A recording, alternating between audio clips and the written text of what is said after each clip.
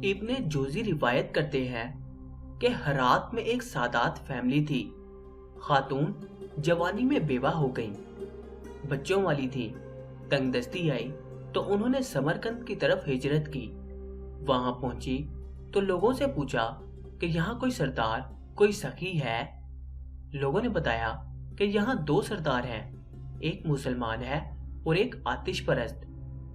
خاتون مسلمان سردار کے گھر گئی اور کہا کہ میں آل رسول ہوں، پردیسن ہوں، نہ کھانے کو کچھ ہے نہ ہی رہنے کو ٹھکانہ ہے۔ سردار نے پوچھا تمہارے پاس کوئی نسب نامہ ہے؟ خاتون نے کہا بھائی میں ایک نادار پردیسن ہوں، میں سند کہاں سے لاؤں؟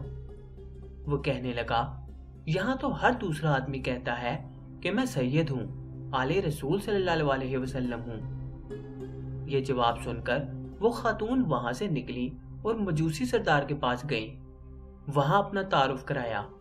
اس نے فوراً اپنی بیگم کو ان کے ہمراہ بھیجا کہ جاؤ ان کی بچیوں کو لے آؤ، رات سرد ہے۔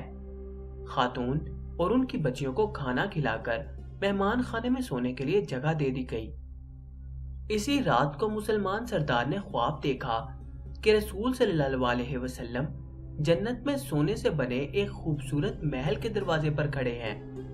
یہ عرض کرتا ہے یا رسول اللہ صلی اللہ علیہ وسلم یہ محل کس کا ہے؟ آپ صلی اللہ علیہ وسلم فرماتے ہیں ایک مسلمان کا۔ یہ کہتا ہے مسلمان تو میں بھی ہوں۔ آپ فرماتے ہیں اپنے اسلام کی کوئی سند پیش کرو۔ وہ شخص کانپ جاتا ہے۔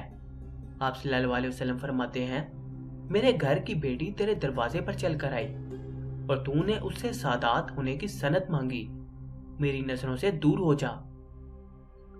جب اس کی آنکھ کھلی تو وہ ننگے سر اور ننگے پاؤں باہر نکل آیا اور شور مچانا شروع کر دیا کہ وہ پردیسن خاتون کہاں گئی۔ لوگوں نے بتایا کہ وہ آتش پرست سردار کے گھر چلی گئی۔ وہ اسی حالت میں بھاگا بھاگا گیا اور اس سردار کے دروازے کو زور زور سے کٹکھٹانے لگا۔ گھر کا مالک باہر نکلا اور پوچھا کیا ہوا؟ وہ خاتون جو اپنی بچیوں کے ہمراہ تمہارے گھر میں ٹھہری ہوئی ہے مجھے دے دو، وہ میرے مہمان ہے۔ حضور وہ میرے مہمان ہیں، میں آپ کو نہیں دے سکتا، مجھ سے 300 دینار لے لو اور انہیں میرا مہمان بننے دو۔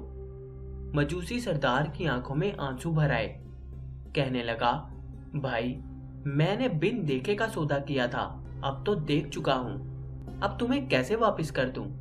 میں نے خواب دیکھا کہ جنت کے دروازے پر اللہ کے نبی کھڑے تھے، تجھے کہا جا رہا تھا کہ دور ہو جا۔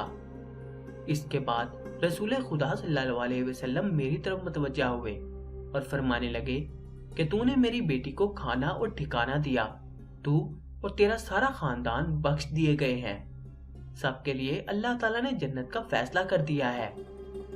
آنکھ کھلتے ہی میں ایمان لا چکا ہوں، میرا سارا خاندان کلمہ پڑھ چکا ہے، ہم یہ دولت کبھی آپ کو واپس نہیں کریں گے۔